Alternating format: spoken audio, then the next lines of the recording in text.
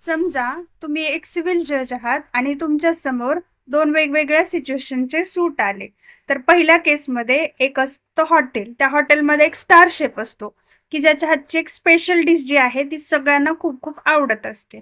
मग काय होतं, चा मालक आणि त्या शेफ मध्ये कॉन्ट्रॅक्ट होतं की तू माझ्या इकडे 3 वर्षासाठी काम कर आणि मी तुला योग्य तो त्याच्या बदल्यात मोबदला आहे तो मी तुला देत जाईल.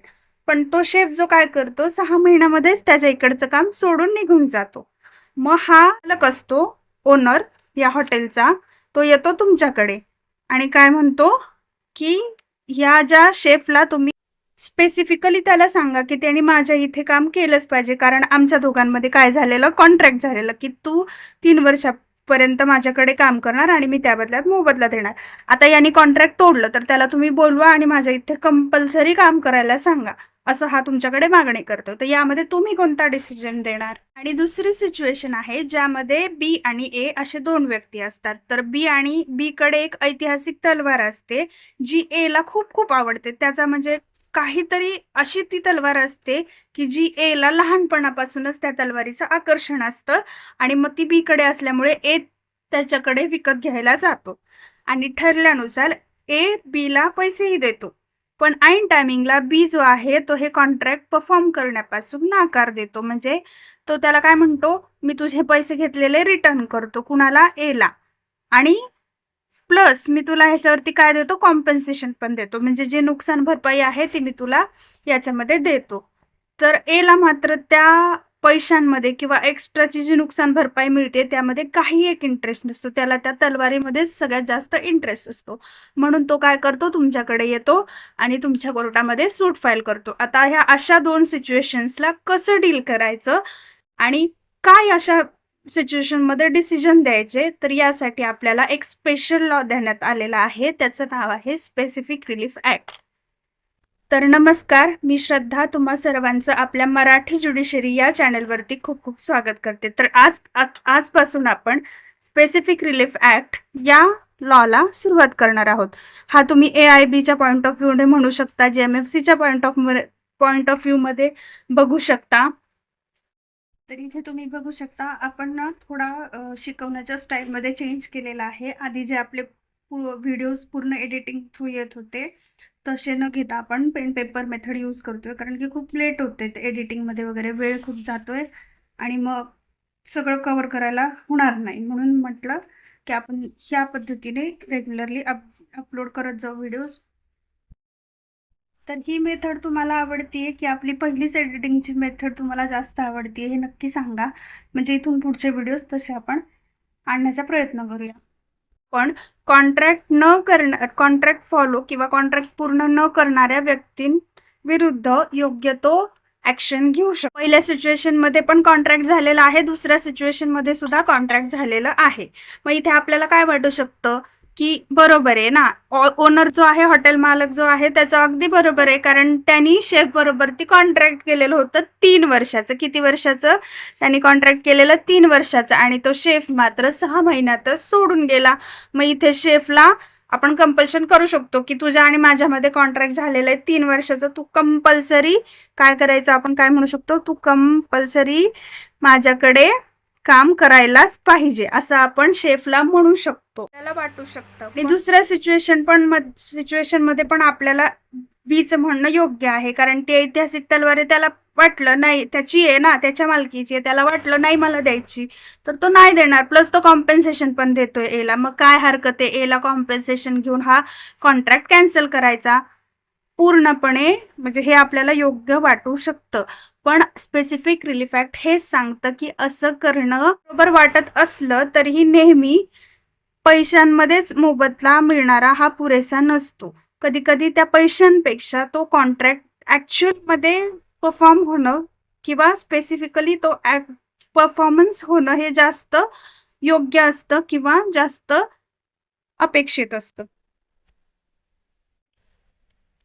तर पहिल्या सिच्युएशन मध्ये तुम्ही इथे शेफला असं म्हणू शकत नाही की तू त्या ओनरकडे कंपल्सरी जाऊन काम केलं पाहिजे. का? कारण की त्याचा तो पर्सनल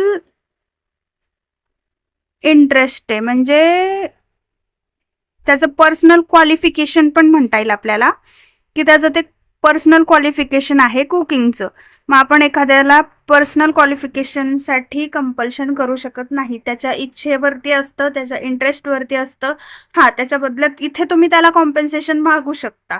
पण इथे दुसऱ्या सिच्युएशनमध्ये मात्र आपण बीला काय करू शकतो, बीला स्पेसिफिक परफॉर्मन्स करायसाठी आपण कोर्टात थ्रू आदेश देऊ शकतो स्पेसिफिक परफॉर्मन्सेस. आता मग कोणत्या सिच्युएशनमध्ये स्पेसिफिक परफॉर्मन्स द्यायचा, कोणत्या सिच्युएशनमध्ये नाही द्यायचा, हे सगळं कोण सांगतं? Specific relief act. Specific relief act अंतर्गत असे पण काही तिथे एक्सेप्शन्स दिलेले आहेत, ज्याच्या थ्रू आपल्याला समजतं की कोणत्या सिच्युएशनमध्ये आपण स्पेसिफिक परफॉर्मन्सला नाकारू शकतो आणि कोणत्या सिच्युएशनमध्ये आपण स्पेसिफिक परफॉर्मन्स हा देऊ शकतो. कायद्याच्या भाषेत सांगायचं झालं तर स्पेसिफिक म्हणजे नेमकं किंवा तेच नेमकं, आणि रिलीफ म्हणजे मदत किंवा उपाय. ठीक आहे, म्हणजे स्पेसिफिक किंवा रिलीफ. स्पेसिफिक म्हणजे नेमकं आणि रिलीफ म्हणजे मदत किंवा उपाय. म्हणजे जर एखादी व्यक्ती आपलं कॉन्ट्रॅक्ट परफॉर्म करत नसेल तर त्याच्या बदल्यात नुसती नुकसान भरपाई न देता, फक्त नुकसान भरपाई न देता तिथे तुम्हाला स्पेसिफिक परफॉर्मन्स म्हणजे जो कॉन्ट्रॅक्ट झालेला होता तोच तुम्हाला परफॉर्म करून दिला जातो. आता तुम्हाला वाटेल की हे एक्झाम्पल एक्सप्लेन करण्यामध्ये एवढा वेळ का घालवायचा, तर ह्या एक्झाम्पलच्या बेसवर किंवा सिमिलर असेच एक्झाम्पल्स विचारून तुम्हाला क्वेश्चनमध्ये AIBची असू द्या किंवा JMFCची असू द्या, त्यामध्ये MCQs हे विचारले जातात. आता इथं पर्सनल क्वालिफिकेशनमध्ये आणखी काय काय येतं, तर पर्सनल इंटरेस्टमध्ये असू द्या, हे कुकिंगसाठीच नाही तर कुकिंग असू द्या, सिंगिंग असू द्या. एखादी व्यक्ती एखाद्या हॉटेलमध्ये गाणं म्हणत असेल आणि मग ती जर आजारी पडली आणि तिला शक्यच नसेल की गाणं परफॉर्म करणं, किंवा एखादा डान्सर आहे तिला परफॉर्म करायला शक्य नाही आणि तिच्यामध्ये कॉन्ट्रॅक्ट झालेलं होतं मालकामध्ये आणि तिच्यामध्ये, तर ती पण इथे कॉम्पेन्सेशन तुम्हाला देऊ शकते, पण तिला आपण स्पेसिफिक परफॉर्मन्ससाठी कंपल्शन करू शकत नाही. मग हे पर्सनल इंटरेस्टमध्ये कोणतंही आर्टिस्टिक असू द्या, कुकिंग, सिंगिंग, पेंटिंग काहीही येतं, तर त्याला आपण इथे कंपल्शन करू शकत नाही. हे पुढे आपण सेक्शन वाईज डिटेलमध्ये बघणारच आहोत.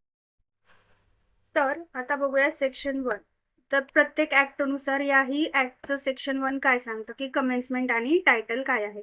तर याचं टायटल ऑब्व्हियसली आहे स्पेसिफिक रिलीफ ऍक्ट 1963. हा 1 मार्च 1964 पासून लागू करण्यात आला. ज्यावेळेला हा लागू करण्यात आला त्यावेळेला जम्मू अँड काश्मीर एक्सक्लूड होतं, म्हणजे जम्मू अँड काश्मीरमध्ये हा ऍक्ट त्यावेळेला लागू नव्हता.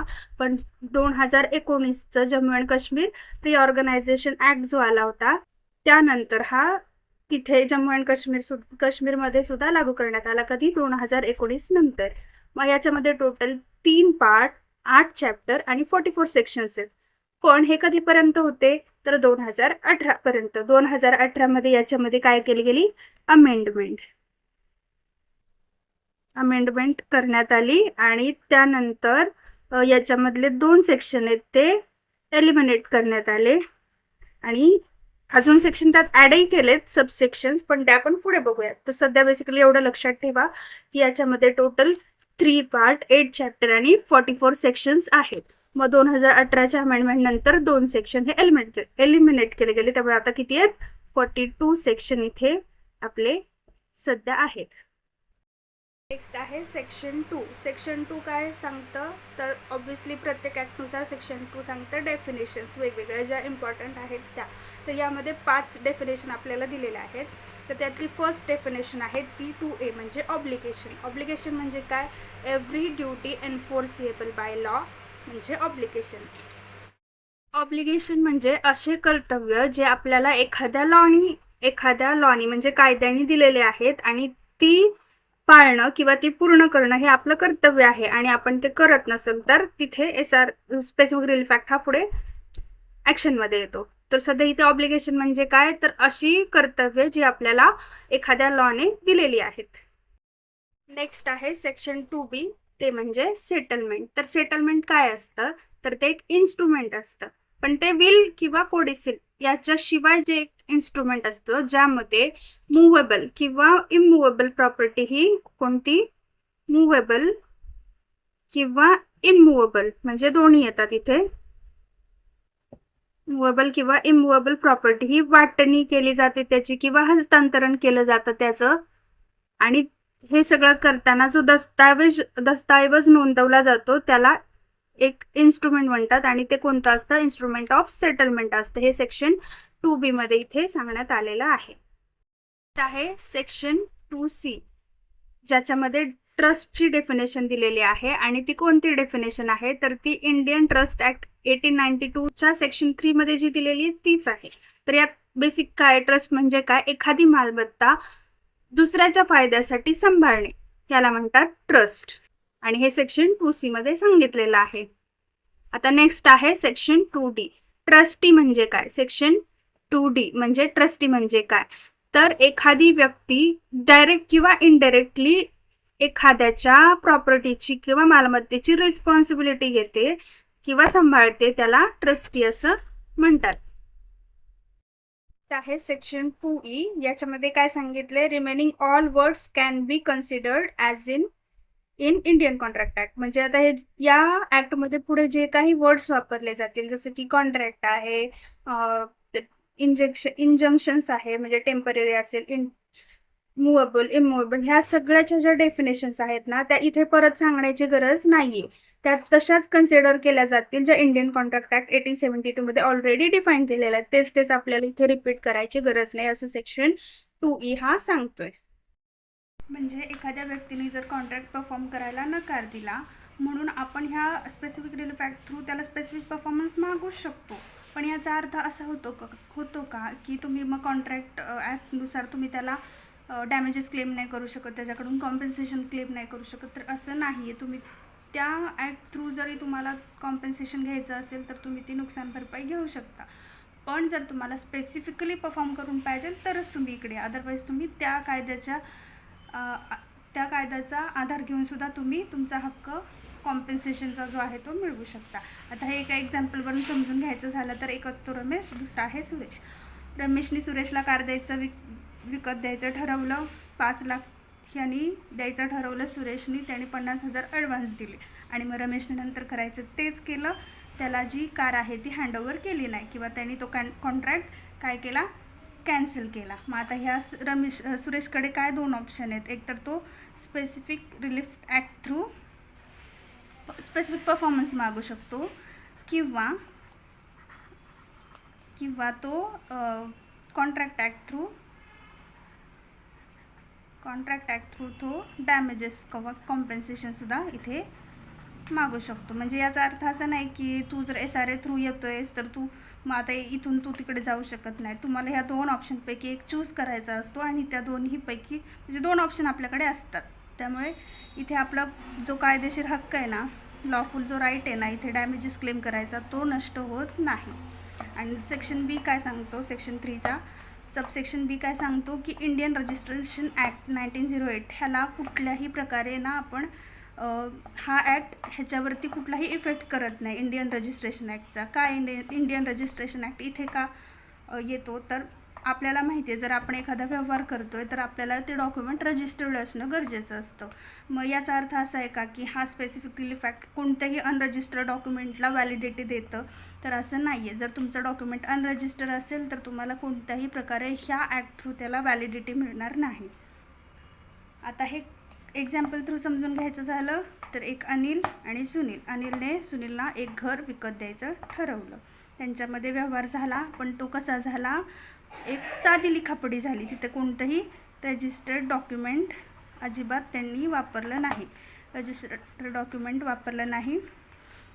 ह्यानी मात्र सगळे पैसे त्याला पे केले आणि ह्यानी ऐन टायमिंगला घर द्यायचं नाकारलं. मग याच्याकडे कोणतंही प्रूफ आहे का, याच्याकडे कोणतंही प्रूफ नाही आहे. मग हा गेला कोर्टात. तर कोर्ट काय सांगतं, ज्या वेळेला तुम्ही एखादा कॉन्ट्रॅक्ट करता त्यावेळेला तो रजिस्टर असणं तितकंच इम्पॉर्टंट आहे. जर तुमच्याकडे रजिस्टर डॉक्युमेंट नाही आहे आणि तुम्ही जाऊन जर ह्या स्पेसिफिक रिलीफ ॲक्ट थ्रू तुम्ही स्पेसिफिक परफॉर्मन्स मागताय तर असं चालणार नाही. इथे तुम्हाला रजिस्टर डॉक्युमेंटच असलं पाहिजे. हे खूप इम्पॉर्टंट आहे. साधं वाटत असलं ना तर याच्यावरती फिरवून आपल्याला एक्झाम्पल्स देतात MCQजमध्ये आणि असा प्रश्न नक्की विचारला जाऊ शकतो. तर हे समजून घ्या. असं आहे का की सुनीलला काय स्वतः होऊ नाही शकत, त्याचे पैसे पाण्यात गेले? तर असं नाही आहे. तर तो कॉन्ट्रॅक्ट इथे नसलं तरी तो त्यांनी दिलेले पैशाची जर काही त्याच्याकडे प्रूफ्स असतील तर तो इथे कॉम्पन्सेशन मात्र 100% क्लेम करू शकतो. हां, पण त्याला स्पेसिफिक परफॉर्मन्स नाही मिळणार, पण तो कॉम्पन्सेशन मात्र इथे मिळवू शकतो. आहे सेक्शन 4. तर यामध्ये काय सांगितलंय की हा जो स्पेसिफिक रिलीफ ॲक्ट आहे तो तुमच्या फक्त इंडिव्हिज्युअल राईट्सला प्रोटेक्शन देतं. म्हणजे इथे तुम्हाला इंडिव्हिज्युअल सिव्हिल राईट्सला प्रोटेक्शन देतं, हे महत्त्वाचं आहे. म्हणजे इथे तुमचे फक्त दिवाणी हक्क तुम्हाला उल्लंघन झालं असेल दिवाणी हक्कांचं तर त्याच्यासाठी तुम्हाला इथे रिलीफ मिळणार.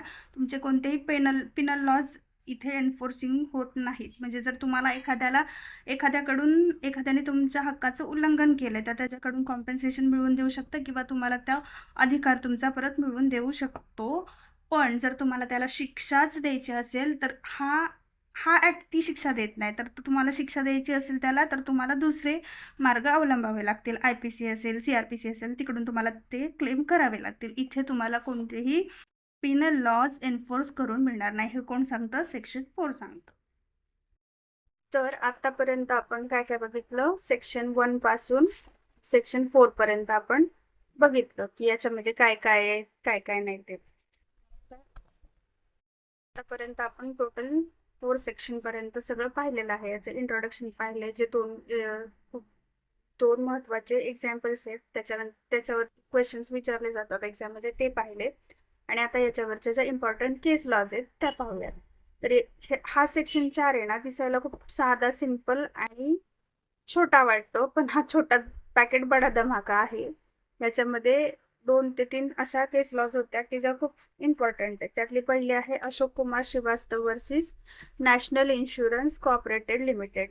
तर यामध्ये इश्यू काय होता की हा जो ॲक्ट आहे, हा स्पेसिफिक रिलीफ ॲक्ट जो आहे त्याचा स्कोप काय, हा या केसमध्ये मेन इश्यू होता. मग त्याच्यावरती सुप्रीम कोर्टाने असे डिसिजन दिलं की अकॉर्डिंग टू सेक्शन 4 नुसार हा कायदा फक्त इंडिव्हिज्युअलचे सिव्हिल राईटच हे करतो, इंडिव्हिज्युअलचे सिव्हिल राईट एन्फोर्स करतो आणि इथे कोणालाही पनिशमेंट तुम्हाला देता येत नाही. जर तुमच्या अगेन्स्ट कुठला ऑफेन्स घडला असेल तर तुम्ही या लॉ अंतर्गत तुम्ही नाही क्लेम करू शकत. तुम्ही त्याला इतर जे क्रिमिनल लॉज आहेत किंवा पिनल लॉज आहेत त्यानुसार तुम्ही त्याला पनिशमेंट ही देऊ शकता.